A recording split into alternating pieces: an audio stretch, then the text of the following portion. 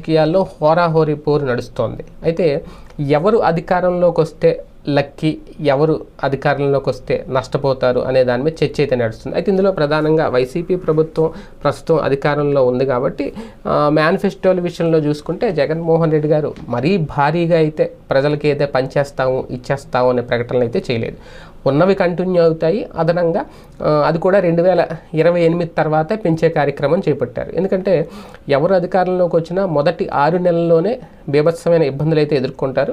అయితే జగన్మోహన్ రెడ్డి గారి విషయంలో మాత్రం ఆయన ఏదో రకంగా బండి అయితే నడిపేస్తారు. ఎందుకంటే ఇప్పుడు ఇచ్చిదే ఇస్తారు. ఇంకా ఆయన కొంతవరకు లాస్ట్ 2019కి ఇప్పటికి కంపేర్ చేసుకుంటే లాభం ఏంటి అంటే ఇప్పుడు డ్వాక్రా రుణమాఫీ లాంటి కార్యక్రమాలు ఏమీ లేవు కాబట్టి ఖచ్చితంగా ఆయన గతంలోనే డ్వాక్రా రుణాలు ఒక డేట్ పెట్టి అప్పటి వరకు చెల్లించిన వాళ్ళకి తిరిగి ఒక 4-5 దఫాలుగా డబ్బులు అయితే వేసేసారు మొత్తం. అలాగే స్వర్ణ వడ్డీ ఇప్పుడు అటువంటి